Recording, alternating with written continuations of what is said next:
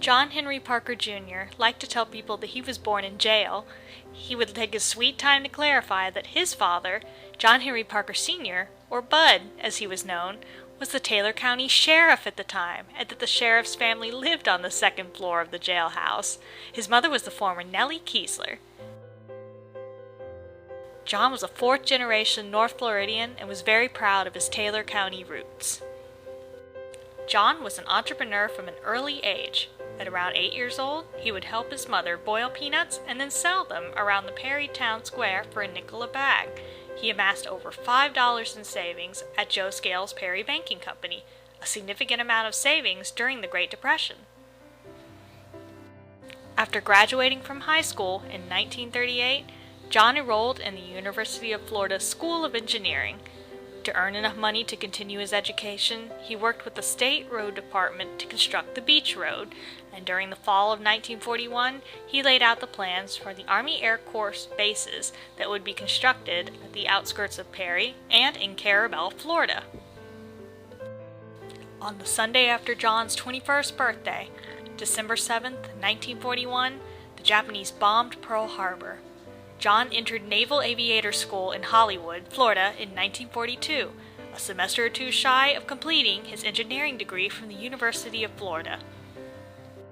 During the course of World War II, Lieutenant John Parker served as a navigator bombardier in the Pacific Theater, flying on such aircraft as the Mariner patrol bomber, the long-range Consolidated Coronado, and the B-24 Liberator.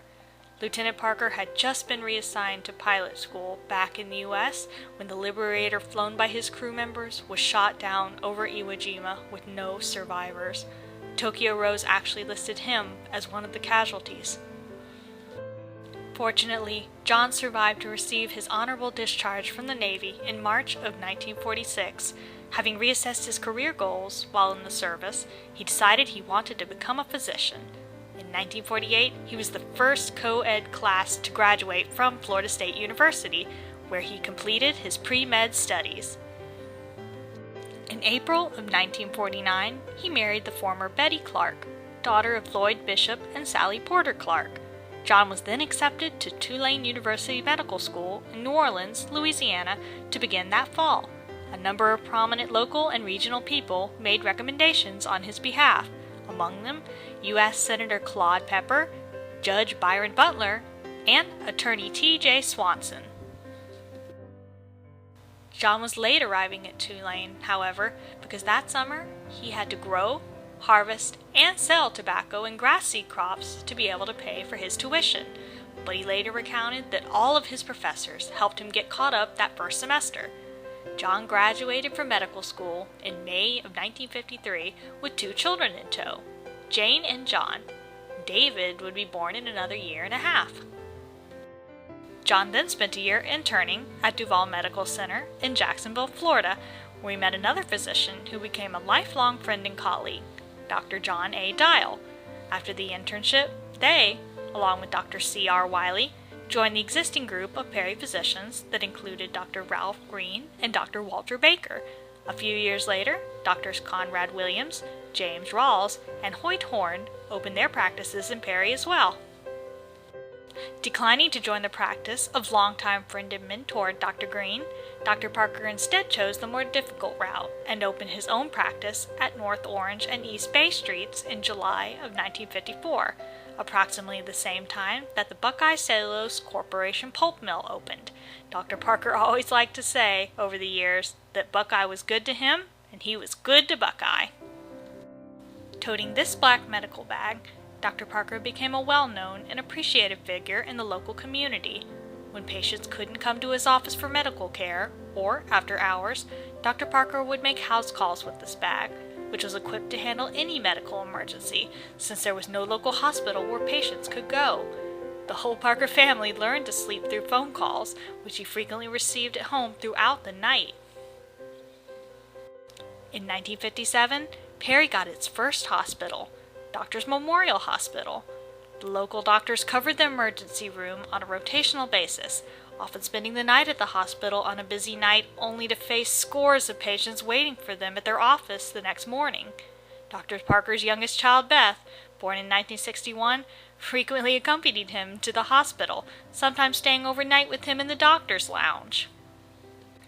After outgrowing his original office space, Dr. Parker relocated his practice in 1960 to 1211 North Center Street, right across from the first and later second hospital buildings. He later recounted that his staff would wheel obstetrics patients who needed to be admitted across Center Street to the emergency room. Dr. Parker was chief of the medical staff at Doctors Memorial Hospital for many years. In this role, he spent many hours actively recruiting to bring in additional needed physicians to the community. In October 1966, Dr. Parker was appointed to the hospital board, which oversaw construction of a replacement facility in 1969. Over the years, he was actively involved in various statewide medical organizations, serving on the board of directors of the Florida Academy of Family Physicians, as chairman of the Health Planning Council of the Big Bend area, and on numerous committees of the Florida Medical Association. On the event of Dr. Parker's 1989 retirement from his medical practice, family, friends, colleagues, and patients, many of them, quote, Parker babies, now well into adulthood, filled the Women's Club to celebrate the occasion. Additionally, his longtime staff, including Jane Gross, Mary Inman, Louise Richardson, and Katie Hensley, were all on hand to wish him well. Many people recall to this day the shots given by nurses Mary and Louise over the years. His peer in the practice of medicine, prominent Tallahassee cardiologist and founder of the Southern Medical Group, Dr. J. Orson Smith, best captured the essence of Dr. Parker's contribution and reputation. In 2006, he described John as a, quote, quintessential family physician from Perry, Florida, who has been the dean of the Perry medical community. Dr. Parker was also an astute businessman with interests in banking, real estate, and timber, and an active civic leader. He was a founder of the first Federal Savings and Loan Association in 1960 and was elected to chairman of the board in 1976, a position which he held until the sale of the bank to Capital City Bank in 1996. In 2010, Capital City Bank honored Dr. Parker and his close friend and business colleague, Ned Bradford, both emeritus board members, for 50 years of service to the bank and to Taylor County. Dr. Parker was also a member of the board of directors of the Citizens Bank of Perry, the Rotary Club, and the Order of Elks. Following retirement, he was able to pursue his many interests wholeheartedly, one of which was land. Back in 1959, he and Ned Bradford formed a partnership focused on commercial real estate, which lasted over 50 years. Out of this partnership came the Jefferson Street properties on which Perry's Post Office and Walmart Supercenter were built. As Mr. Bradford recently said of Dr. Parker, he didn't want all the land in the world, he just wanted all the land around him. One of his other great passions was for fishing. Dr. Parker loved nothing better than to spend a day out in the Gulf, rain or shine, casting for trout, Spanish mackerel, or anything that would bite. Truth be known, it was probably the only place where he could truly get away from everything and just relax. Another passion was for travel, which he began in his 40s and was able to actively pursue upon retirement. Over the years, he visited almost every state in the U.S. and every continent, except for Antarctica.